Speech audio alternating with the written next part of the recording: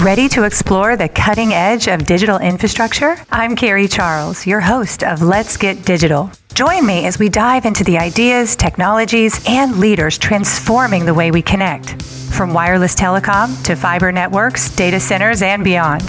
Sponsored by Broadstaff in partnership with RCR Wireless News. Now, let's dive in and let's get digital.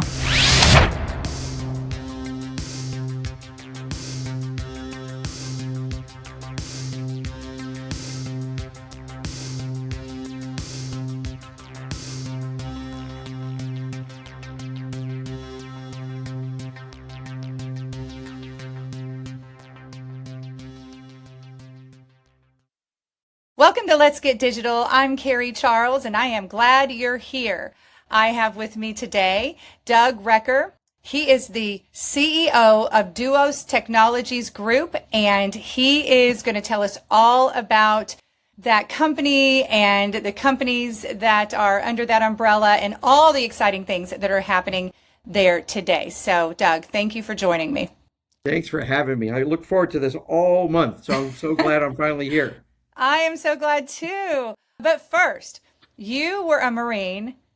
I was a Marine. Still am. You are. I'm sorry. Just old and ugly. That's all. Old and uglier. That's all. I can't believe I said that because I'm not supposed to say that because I was in the Marines. Once a Marine. That's right. That's right. Always a Marine. Okay, let me rephrase that. You are a Marine. I'm a Marine. Yeah, just old. Just old. I'm kind of old too, but that's okay. That's a whole other podcast. So yeah, the good old days. That's right. Yeah. Tell me about that. Tell me about your journey and how you got from there to where you are today. Yeah. So basically, in high school, I wrestled and played football in high school, and since I was a young kid, and I decided really my junior year in high school that college probably wasn't for me. I was real big into athlete. I was an athlete and I loved working with my hands. I did in the summertime, I worked construction and did all that. So my family was like, the best thing for you is to go into the military. So I thought about it and I went to the recruiter's office and I said, what is that guy in the swamp that's coming out with that M16 at the time? I didn't know what it was, but what is that guy? I want to be that guy. And he said, oh, that's an 0311. And I'm like, put me down. I'm signing up. I'm an 0311. Well, I found out later, you don't want to be an 0311. I mean, you do, but it's a lot different than being in the Air Force or anything like that. So boot camp was fun, I'm kidding. But yeah, I went to Paris Island. I'm not sure where you went, Carrie. Did you go to Paris Island? I did. So I went to Paris Island and did that deal. And I realized that I was in shape, but the mental part, I wasn't ready for that. But it was the best thing that ever happened to me. So spent most of my time down in Camp Lejeune. And then the most interesting part about my story is when I got out, when you get out of the military and you're an 0311, you're like, well, what am I going to do? I can be a cop, I can do security, work at the White House, whatever. Really, I wanted to figure out how to get out of that and make money and use my mother always said, you're a born salesman. So that didn't work for me in the military. So I said, I'm going to try this. So I started my career when I got out, and this was 93, 94, going door to door selling long distance, believe it or not. That's how I started my career, was working for a company called MCI. I don't know if you remember them, but right after AT&T, did the deregulation, I started working for MCI, and nobody knew who MCI was. I would go into small towns selling like beauty shops and, the fire department, all that, this long distance, because it was a long distance call just to call down the street. So I started doing that, and I actually learned how to sell going door to door because the company at the time I worked for, they would only pay for your motel that night if you sold X amount of phone lines. So it was a rough cycle in the first, I would say, 3 weeks, right? So living in my little Honda Civic, I learned how to sell because I got tired of sleeping in it. Even though I'm only 5'5", I got tired of sleeping in that Honda Civic. So that's really where I picked up my skills selling. And then I sold a very large company, which basically was called Florida Travel Network, that had all these phone lines, and they did reservations for like Delta Airlines. So instead of selling one, I sold a couple thousand at one pop and really made a name for myself. And then I started working for the fiber companies like Intermedia, and then I finally ended up at a company called Telco, which turned out to be Level 3. And when I was working at Level 3, I actually moved down to Jacksonville, Florida, where I am today, 25 plus years ago. And I came across the building that was an old building that used to be a data center for Bank of America. And I had a sales rep with me at the time, and I said, let's go call on that building. Somebody bought it. They're obviously going to turn it into a data center, and they need fiber. So I went out there, we cold called it, and there's two gentlemen standing in the lobby, and they were ripping out all the raised floor. And I asked the guys, what are you doing? They said, we bought this basically prison. It looks like a prison. It's got 18-inch walls, no windows, and we're going to turn it into $12 a square foot office condos. I said, are you kidding me? I said, this is a bunker. This is a data center. They didn't know what that was. And I said, look, hold off. Stop doing all this. I'll show you a business model where I'll get you $126 a square foot. So I said, give me 2 weeks to put the model together. So basically about a week later, I put the plan together. I pitched these two gentlemen, and they said, let's give it a shot. So I literally lived in that building in a tent for 8 months. Oh my gosh, you did not. Yeah, it is a 120,000 square foot building, and it had the bones, and it did have 3 generators that were in there for years, and they still worked. But that raised floor was concrete filled. I had to put all the raised floor back in. So it was about 5,000 square foot of raised floor. I had to put that back in. I did that myself. And then how I was funding the project, you'll get a kick out of this. All the cabling that was in there, all the old Cat 5 was in there, just copper that was in there, I would take every day and take it to the recycling plant. And that's how I lived every day off of that. Oh my gosh. And then I helped pay other people to help me rip stuff out with that money. So it was a great idea. So I built my first 5,000 square foot out, and it was a 120,000 square foot building. Long story short, I got my first customer in there. There's 2 guys that came in, weren't data center guys, and I needed more capital. So I went to a bunch of angel investors here in Jacksonville. They put a little bit of money in, $3 or $4 million in, which was a lot.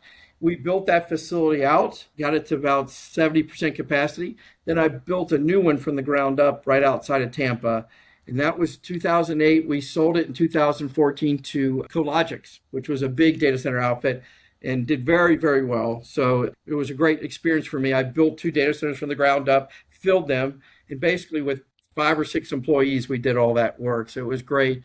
Had a 5-year non-compete because the people that sold it were very smart. So they locked us up, but they paid us very well.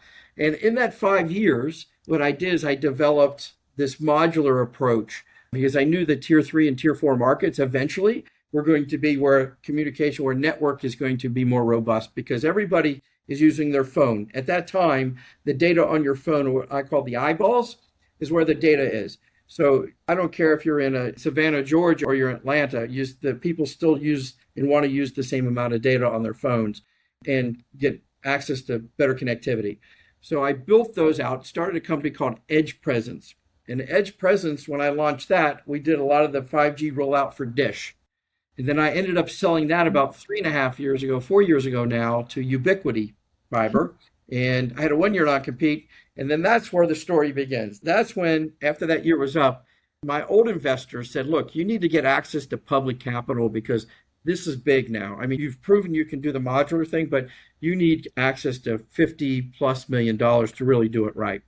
So what I did is I found a company in Jacksonville that was close to being delisted from NASDAQ. And what they did, it was called Duos Technologies. What they did is they had this train monitoring software.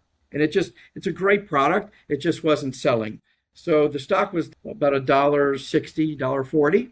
I came in and I said, look, we should turn this business into a data center centric business. AI is about to blow up. And what I have is proven. I can show you it works. I've sold the companies. I've been doing this 30 years. I know there's a need for this. So the investors and the board said, sure, we'll give it a shot. So now I think we're sitting at right around $12 a share, or a little over. Actually, it was at 15. So what we're doing now is the same model, but we're going into tier 3 and tier 4 markets. We're deploying these pods, as we call them, to create better connectivity in these rural areas.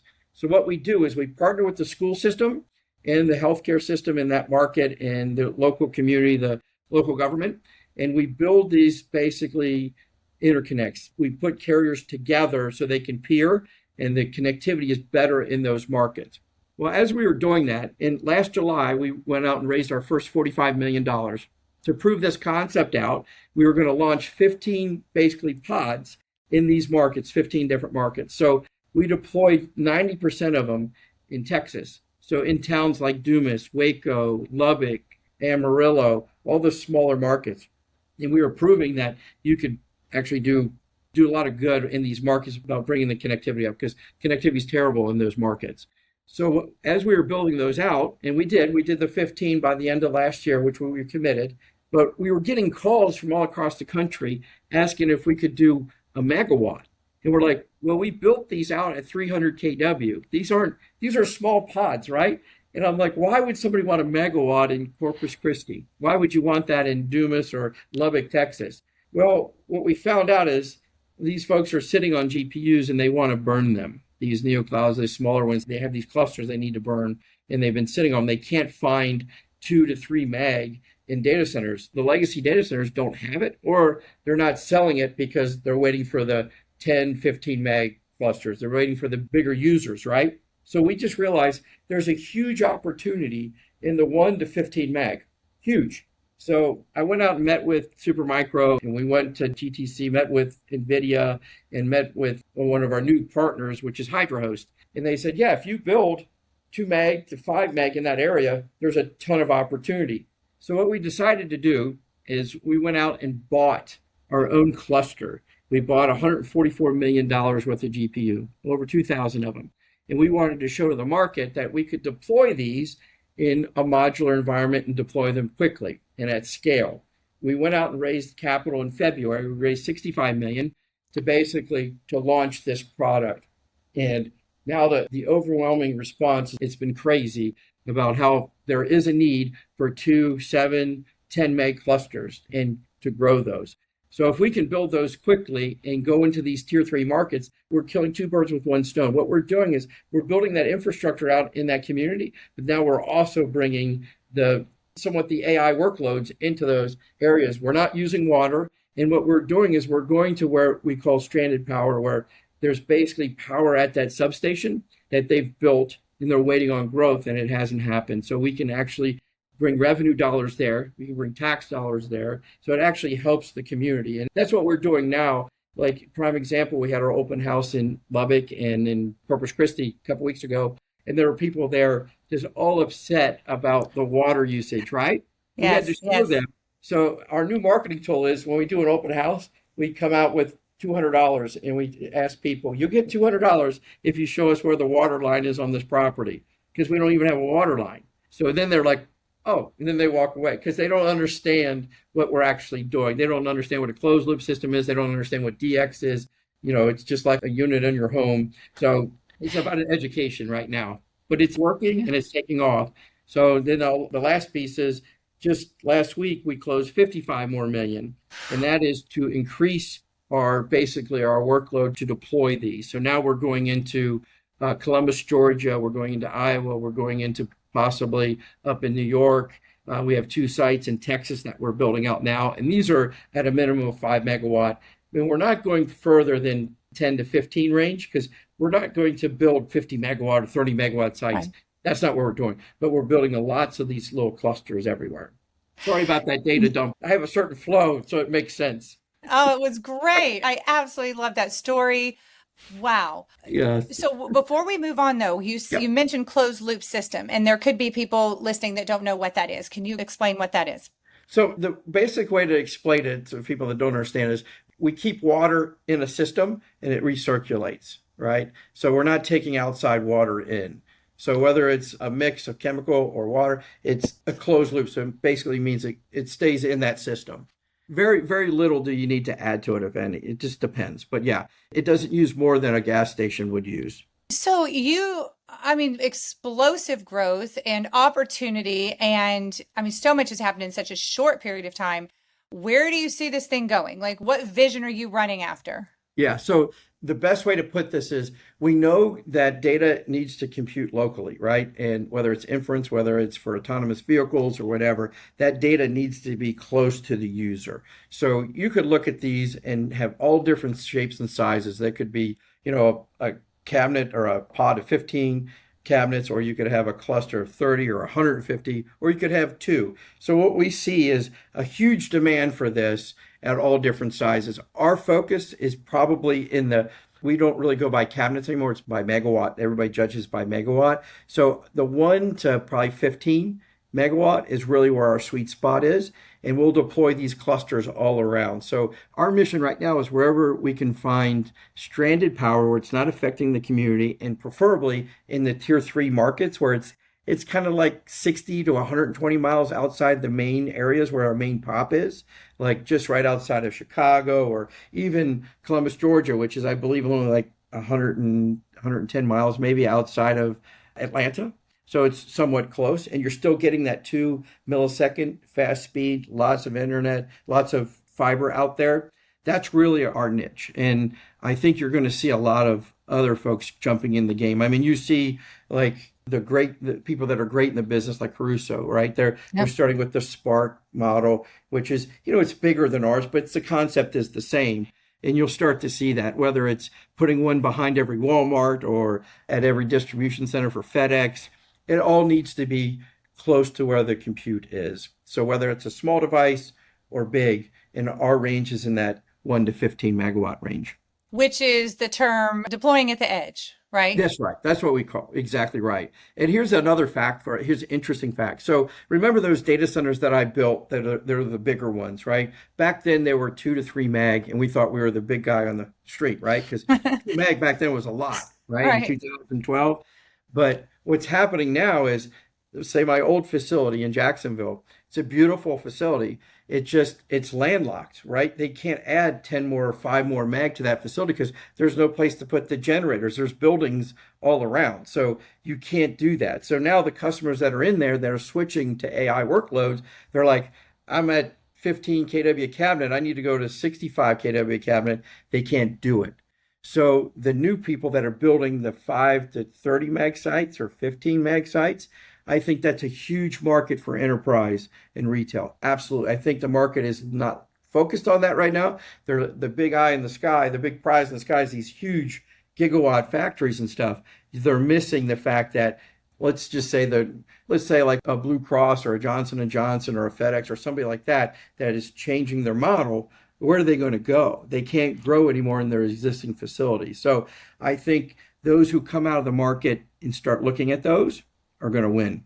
So you also have a use case where you're deploying and helping farms, right? Like farmland. What they're doing, like in these small towns where there's farming, they want to go to drones. They want to go to autonomous vehicles to actually study the water tables, watch cattle behavior and all that. They can't do that without having compute close. So that's why they're looking at our facilities like in Amarillo, those big ranches and stuff. They don't have places on their ranch to cool this kind of equipment. They don't want to mess with that. So the third parties are looking to co-locate those. And why would you go all the way to Dallas, which is, say, 300 miles away, when you can actually put it in the town that they're in? So that's those case studies that are happening now, which are going to be very interesting. And it's pretty cool what they're doing. What about security? How do you keep these pods secure? So basically on the smaller pods that we do, say the 300 kW pods, there's a fence all the way around them. And then we have 2 NOCs, network operations centers, that monitor the cameras and the door access control from Amarillo and here. So we have 2 NOCs, Jacksonville and Amarillo, that watch that behavior all the time. And we can see who comes and goes. There's alarms on everything. Every inch of the outside and inside is on camera. And then we also have what we call an auditing standard on how you walk into the pod. We actually have a patent that we got in September, which is very big for what we do. And this is exciting. So over the years, when I built these modular data centers, over time, what happens is you got to understand, when you walk into a modular data center, you open the door, you're in the data center. So unlike a traditional data center, you go in, you go to the guard shack, you walk down the hall, you go into a data hall. So all that dust and everything's filtered. Well, when you open the door, you've got basically 300 square feet of just strong vacuum of AC, high pressure. So there's only so much the filter can take on that AC unit. The fans start picking up some of that dust. So what we noticed over the years is, over a year, 2 years, those fans start getting dust on them. So I filed for a patent, which is called a clean room, which has been around for years, but in labs and things like that, right? But not for data centers. So our patent is basically for a modular data center. When you come up to the data center now, there's a room that's attached to the pod or to the modular data center. You open that door. There's 2-level authentication. So there's a badge and a 4-digit code. So you put your badge, 4-digit code, you walk in, it releases the door, you walk in. When that door shuts, the air curtains come on, the air filtration comes on for about 30 seconds. Then the green light will come on, the fans will stop, and you do the same procedure to enter the door into the data center, which is the fob and 4-number authentication.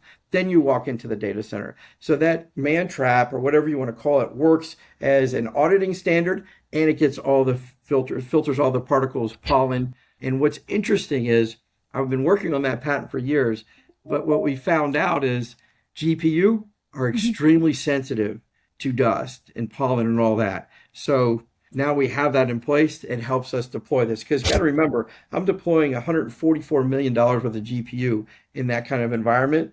I'm not going to risk it not having a clean room. So that was a big accomplishment for the company. So we're excited about that. Huge, huge. Now Yeah. you have a Duos Technologies group. It's comprised of 2 companies. Yes. So Duos Technology Group, DUOT, is our public entity. That's Okay. the public company that I run. Underneath there, we have 2 companies, which is Duos Edge. That's the deployment of our data centers and our modular data centers. Then we have the Duos Infrastructure side, which is Infrastructure Technologies Group. And what that does, and this is pretty cool, what that does is it sells actual infrastructure to data centers. So we sell anything from PDUs to cabinets to anything a data center would need. So actually that group is doing extremely well right now. I think we've sold over $15 million worth of product this year already. So Doug, your energy is off the charts. I'm so excited. I want to come work for you. Like, tell us? I mean, this is just so great. Tell me about the culture of your company, what you're building, how you hire. Let's get into the inner workings of the company a little bit. Sure. So you'll see a lot of the folks that work for us now have worked for me in all my companies. So, and that's a good sign. That means they like the environment that we create, and we're all a team here, and we keep this culture where it's we really don't have titles, right? Everybody has a job to do. And a prime example, this deployment we're doing right now in Columbus, Georgia, we're 7 days a week, 24/7. So we actually had a meeting on Sunday, on Father's Day, and it's voluntary. It's not like you have to do this. Everybody wants to do it. So we've created that culture, and the families that they have the same culture. They've created at home too, which is amazing to see, because if you have everybody on board, things work better, right? The system chimes. It does so well. So we're excited about that. When we hire and bring people in an organization, we kind of look for the same thing. A lot of us are military, but it's more like team environment that we create. And when I say team, I mean team. So that means the family, everybody's involved with this. So we try to do things together all the time, but it's like we're working together anyway. So when you leave here, you don't want to be with the people.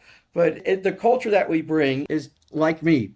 They're excited. We reward winning as a team, and everybody wins. So it's just like our compensation plan. It's not individual based, it's team based, right? So when everybody does well, everybody gets compensated. So, and we try to keep everybody on the same playing field. I mean, there's, like I said, with the titles thing here, we have a chain of command, obviously, but it's open door policy, and we love having people in the office. We do have remote people, but we love having people here too, so we can feed off of each other. Like we have a war room set up right now for 2 of our locations, and I can't find anybody, and I walk down the hall and they're all in there. And that's comforting to me, because that means we're all minds are working together, and that's when you win. It's great to have all these great minds together. So that's the culture really that we create. Speaking of great minds, are you having challenges finding talent? I know it's really tough in the data center world right now.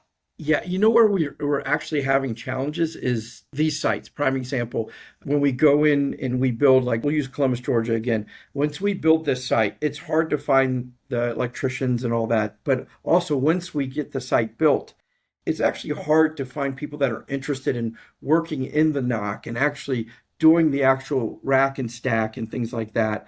But now that the jobs are paying very well, we just need to get that out there, right? Like prime example, I agree. my stepson, prime example, he's going to be an electrician, and that's the best thing for him. And I told him, I said, look, they're at $180 an hour, some of them now. It is crazy. It's great. It's great work too, and it's a great career path. So yeah, it is challenging.